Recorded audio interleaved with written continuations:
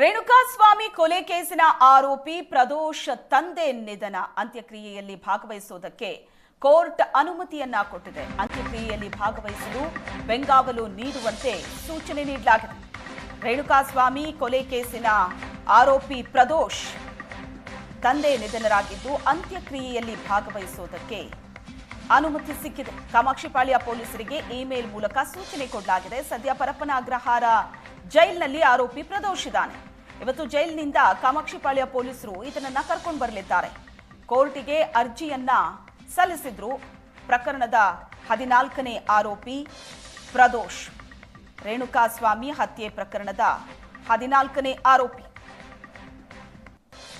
ರೇಣುಕಾಸ್ವಾಮಿ ಕೊಲೆ ಕೇಸ್ನ ಆರೋಪಿ ಪ್ರದೋಷ್ ತಂದೆ ನಿಧನರಾಗಿದ್ದು ಅಂತ್ಯಕ್ರಿಯೆಯಲ್ಲಿ ಭಾಗವಹಿಸುವುದಕ್ಕೆ ಕೋರ್ಟಿಗೆ ಅನುಮತಿಗಾಗಿ ಅರ್ಜಿಯನ್ನ ಸಲ್ಲಿಸಿದ್ರು. ಕೋರ್ಟ್ ಅನುಮತಿಯನ್ನ ಕೊಟ್ಟಿದೆ.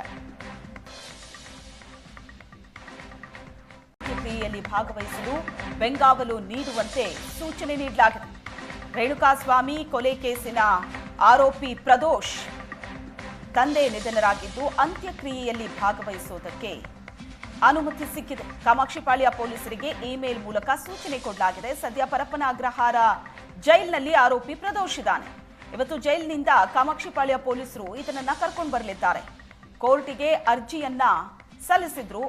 ಪ್ರಕರಣದ 14ನೇ ಆರೋಪಿ ಪ್ರದೋಷ್, ರೇಣುಕಾಸ್ವಾಮಿ ಹತ್ಯೆ ಪ್ರಕರಣದ 14ನೇ ಆರೋಪಿ.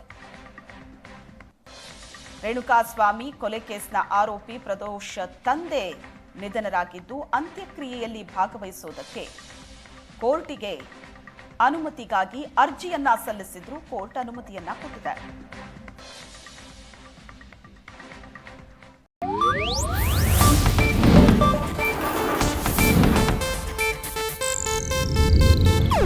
ಇದು ಏಷ್ಯಾನೆಟ್ ನ್ಯೂಸ್ ನೆಟ್ವರ್ಕ್ ಪ್ರಸ್ತುತಿ.